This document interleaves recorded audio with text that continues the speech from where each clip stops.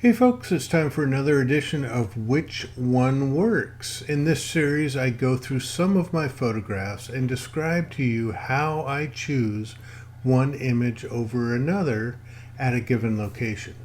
Oftentimes, it's just the small details that make a difference as to which image I'm going to carry through processing and then eventually post and maybe add to my portfolio.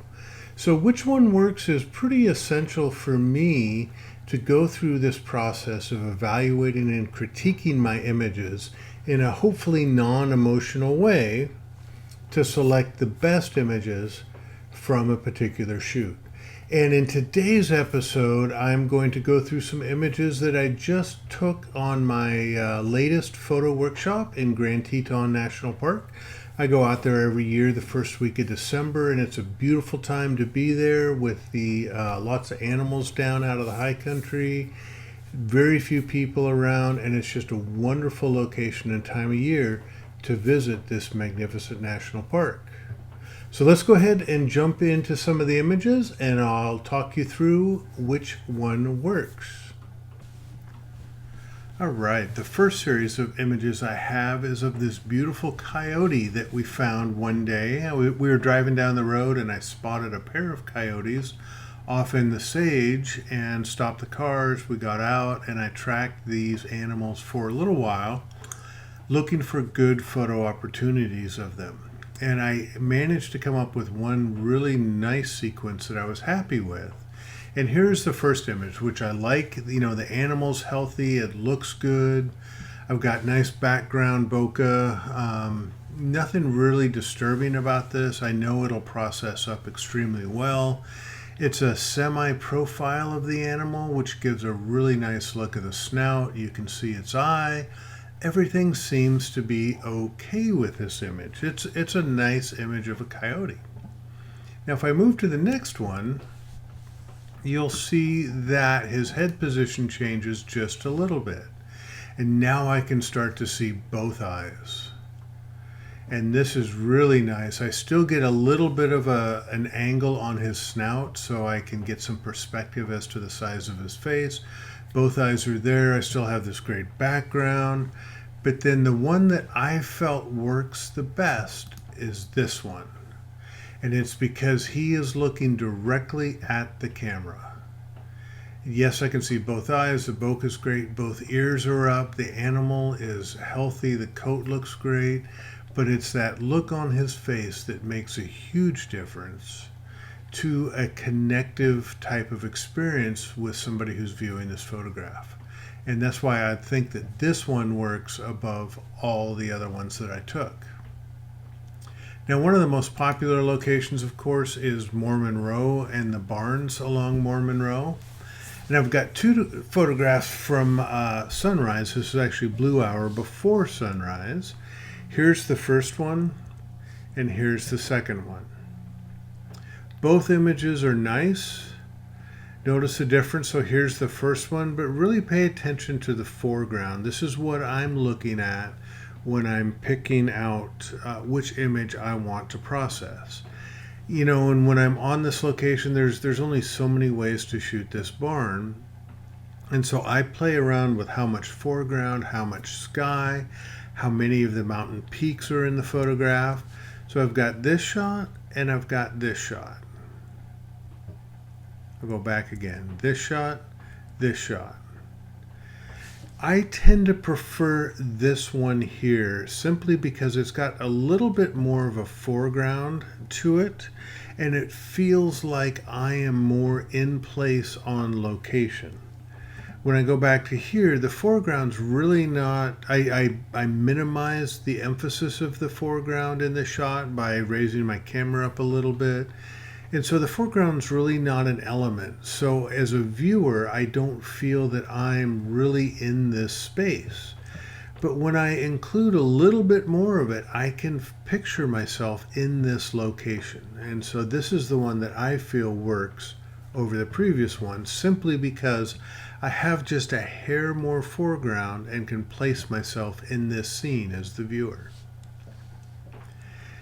In the same general area, there's a couple of trees that I often photograph, and here they are.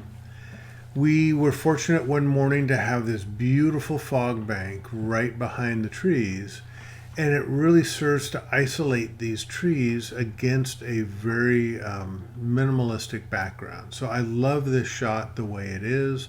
I know it's going to process up well. The sunlight was coming through. I can bring out some golds in this to go against the darker tones of the fog. But really, as we were there, the fog was kind of ebbing and flowing, coming and going. And so it allowed us to shoot these trees silhouetted like this, but also with the mountains.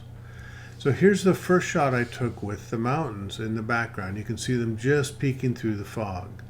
This is a nice photograph. I like it. You know, there's a really nice highlight coming through right here, which I know is going to process up extremely well.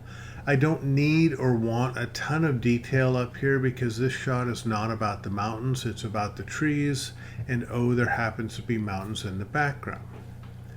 So whenever I shoot these trees, I shoot them both vertically and horizontally. Vertically, of course, because my subject, the trees, are vertical subjects. So this vertical orientation of my camera helps to really accentuate the verticalness of my subject.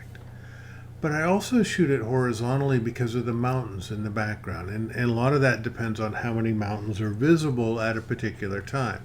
So here's the horizontal version. Very nice. All of these shots I think are nice. This one stands alone by itself. Great, love it. But my choice is between the vertical composition or the horizontal composition. The thing that I don't like about this shot that I did is that the trees are almost bullseyed right in the center of the frame. This is really, really close to being in the center of the image from left to right. And because I have so little space down here, it feels funny being in the center. If I would have had, if these trees were higher up in the frame, I could have fudged bullseyeing this a little bit, but I didn't at the time. And when I look at this shot, the trees are off center to the left. They're on one of the third lines over to the left. This allows this really nice light bit of grass to come through. This is where the sunlight was coming through the clouds. And so this really stretches out and accentuates. And notice I kept kind of the same distance between the bottom of the frame and the bottom of the trees. So this is the image I like better simply because of the positioning of the trees.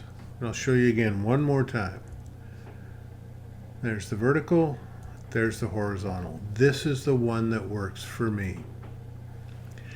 One morning I was out scouting and came across a group of bull moose over by a thermal stream. And so got out with a few other photographers and were photographing the moose at the thermal stream. They started off up on the land and then eventually walked down to the water, which really made for a nice setting to photograph the moose. I've got this cold blue feeling of the ice and the fog. I've got the warm gold of the sunlight, and then I've got the moose. So this first shot is really nice. I mean, it's a nice standard shot of a moose hanging in the water. I would have liked more reflection of the moose in the water, but there were photographers underneath me, so I could not lower my camera perspective down at all. This is the shot I had to take. So this shot by itself, if you've never seen a moose or shot a moose, this shot is great. Now, eventually this moose got thirsty and decided to take a drink. So he bent his head down and stuck his muzzle in the water and started drinking. So I shot a few frames like this, but I also captured a decisive moment that I think works better than all the rest, and it's this particular one. And the difference is small, but it's very impactful, and it's this distance between the muzzle and the water, where I have this space between his reflection and his nose, and it brings a bit of tension, it brings a bit of anticipation, It brings a little bit of implied motion, if you will, like he's going down for a drink or coming back up from a drink. And so between these two photographs, this is okay, but notice how the nose of the moose runs into the reflection, and I don't really get a good distinction between where the nose ends and where the reflection begins. But in this shot, I have that distinction of where the nose ends and the reflection begins. I have that anticipation of approaching the water with the nose. This is the shot that works for me. Okay. One afternoon, we also spent some time photographing in a particular area, and I noticed some really unique ice patterns down on the surface of a frozen stream. This is what originally caught my eye. These tufts of ice crystals on top of a frozen sheet of ice really caught my eye. So I started playing around with abstract photography, put on my long lens, and started shooting different compositions. I've got this photograph, I've got this photograph, which is just a variation of the first one, and I've got this photograph. So let me go back to the start. So this one I like. The thing that's kind of neat about this is I have a really dense, large crystal pattern shapes right here. I've got this dividing line, and then I've got more sparse, smaller shapes up above. So I've got kind of two different zones, two different textures, two different patterns in this photograph. And I've got this dividing line running almost right down the middle of the photograph. So this is kind of neat in a way where there's some symmetry to this, there's some balance to this and the dispersion of the two different textures. So I kind of like this photograph. This one, it's a little bit the same, but notice how I still have that dividing line, I still have the two different patterns, but this feels differently. Because I shot this at more of an angle to the ice, I don't get that sense or that feeling of distinct zones like I have in this photograph. This, it's really evident visually. I've got these two different zones. This one, it kind of fudges a little bit. And lastly, I've got this photograph, which is slightly different than the other two. And notice I kind of have three different areas in this photograph. I've got this foreground area, I've got this stripe of lighter ice running through the middle, and I've got the background or the top area of the photograph. So I've broken it up into three instead of two. Got really nice dispersion of the ice crystals all the way around. And because I broke this into three quadrants or three zones, instead of having two zones like this is the one that feels better for me. I've got this little bit of visual interest running through the center of the photograph that I love.